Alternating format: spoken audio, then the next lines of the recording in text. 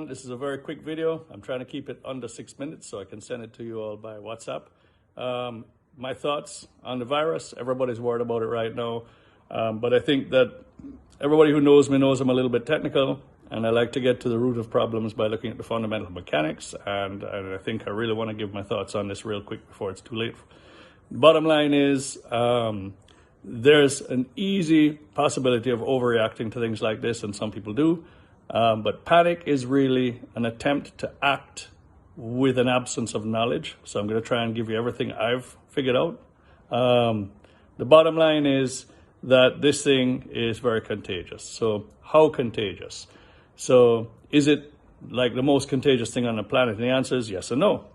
There are charts that have come out so far saying that it's only a tenth as contagious as measles, because measles is a benchmark for the most super contagious thing on the planet. The trouble is, measles, you know you're sick. Like everything else, cold, flu, measles, when you get sick, your body recognizes it right away if you're exposed. And within hours, your nose starts running, you start to feel sick, your body is corralling all the proteins and plasmas to build an army to fight it, and you know you're sick. With this one, you don't know you're sick.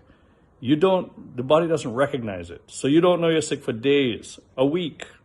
The average between when people are exposed and infected to when they feel sick enough to report to a doctor, so far the average is 11 days. Think about how many people, including loved ones, including older folks in your family, think of how many people you're exposed to and expose on a daily basis, let alone 11 days. That's practically 2 weeks. By the time you feel a symptom, it's not that your body has reacted to this, that there's so much virus that is multiplied in your system that is now attacking cells in your throat, and the first thing you feel is a sore throat a week later. But by then it's already in your lungs doing the same thing, but you don't have pain sensors in your lungs. So you can't go on the basis that, well, if I start to feel sick, then I'll kind of take it seriously, but it won't work out. There's an old joke, and I hope some people will forgive me, but the joke goes, when you're dead, you're the only one. You don't know you're dead. It's everybody else around you that suffers. And the same thing for when you're stupid. This virus doesn't have a brain, and we do. The bottom line is that nobody knows they're sick. That's the reason for the joke. Nobody knows they're sick. Nobody else around them either knows they're sick. So you have to keep a solid distance. This distancing thing is a real strategy. You have to keep a solid distance, including family. Treat everybody like they're sick, and treat everybody like they're not sick, but you are. You don't get to choose who is going to get infected. You don't get to choose who you protect. By the time you feel symptoms and realize that you might be sick, you're going to be freaking out. Who have I touched? Who have I been near? Who have I exposed in the last 2 weeks almost? And that's going to be a difficult situation. We all have businesses to run.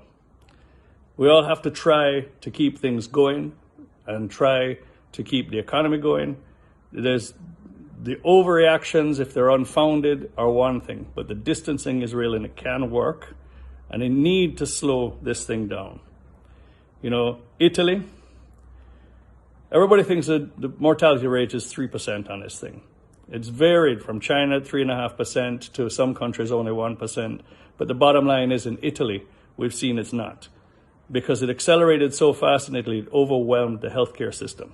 And the people that did get sick, which is about 20% of the people that get sick, have a bad reaction and need urgent medical care to keep them alive. This includes pumping oxygen into their lungs continuously with a tube, and another tube to pump out the mucus and the volume of fluids so you don't drown.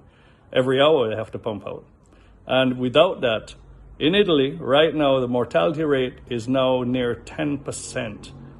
And that's because not everybody can get the care because the system is overloaded, which means that between 10 and 20% is the true mortality rate if you can't get the required medical attention.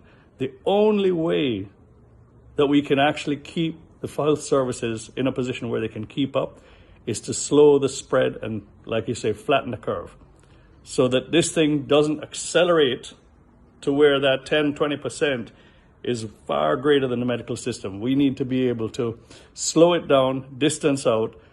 If possible, last 3 months. There's lots of countries working on vaccines that won't be available for months. But there's some of us that will not make it based on age or based on our health condition. And we have to try to see that we flatten this curve out and slow its spread with distancing, while still managing to stay in business.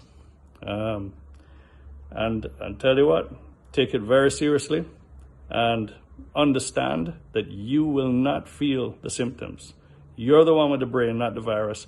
You have to be very aggressive in keeping your space and your distance from everybody so that it doesn't spread. And I hope that some of this helps. And it's not designed to freak everybody out, but it's solid fact. All right, everybody, thank you. Feel free to spread this around to your friends if you want to and get the word out.